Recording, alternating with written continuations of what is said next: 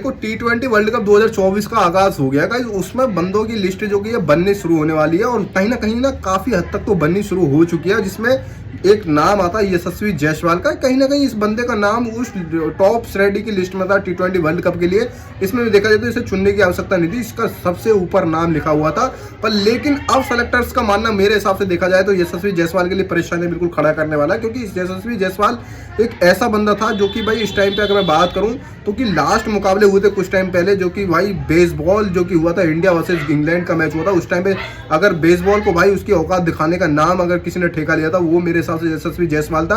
पर लेकिन यशस्वी जायसवाल चाहे टेस्ट हो, ओडीआई हो या T20 हो, इंग्लैंड के छक्के छुड़ाने में सबसे ऊपर किसी बंदे का नाम था तो वो यशस्वी जायसवाल था, क्योंकि उस टाइम पे इस बंदे का बल्ला बोल रहा था। उसी के चलते T20 में सिलेक्शन इसका नंबर 1 पे था उस टाइम पे। पर लेकिन IPL 2024 की शुरुआत होती है, उसी के चलते गाइस अगर मैं बात करूं तो यशस्वी जायसवाल ने वो प्रदर्शन करके दिखाया है जिसके चलते यार बिल्कुल सेलेक्टर्स को बिल्कुल भी उम्मीद नहीं थी कि यार ये बंदा इस तरह से प्रदर्शन करके दिखाएगा, क्योंकि यशस्वी जायसवाल ने लगातार बैक टू बैक जितने मुकाबले हुए सब में फ्लॉप हुआ बंदा। 6 मुकाबले तक मतलब लोगों को ये थी एक्सपेक्टेशन कि 7वें मुकाबले में चलेगा, पर लेकिन उसमें भी फ्लॉप बंदा।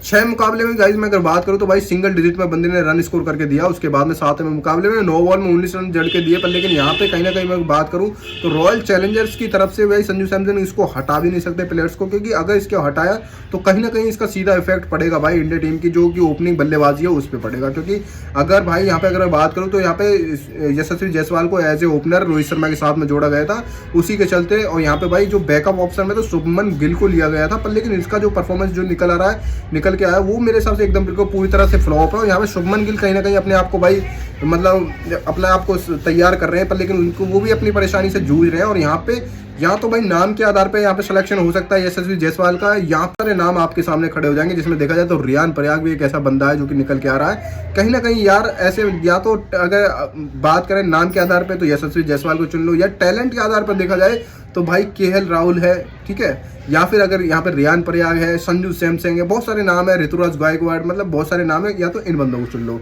क्योंकि यशस्वी जायसवाल का जिस हिसाब से फॉर्म चला उस हिसाब से तो मेरे हिसाब से देखा जाए तो यहाँ पे रोहित शर्मा के साथ में कोई ओपनिंग बल्लेबाजी करने के लिए बंदा चुना जाना चाहिए, तो वो कहीं ना कहीं शुभमन गिल या रियान पराग, संजू सैमसन या फिर ऋतुराज गायकवाड़, तो ये कुछ बंदे हो सकते हैं। और यशस्वी जायसवाल से जो कि एक्सपेक्टेशन थी 7 मुकाबले तक लगातार फ्लॉप है। कहीं ना कहीं उसके मुकाबले का असर जो IPL सेशन जो चल रहा है जब से, कहीं ना कहीं लास्ट मुकाबले तक अगर जाएगा 4-5 मुकाबले और इस तरह से चले तो संजू सैमसन इसको ओपनिंग जोड़ी से भी हटा सकते हैं, क्योंकि बटलर को एक बार ड्रॉप आउट कर सकते हैं।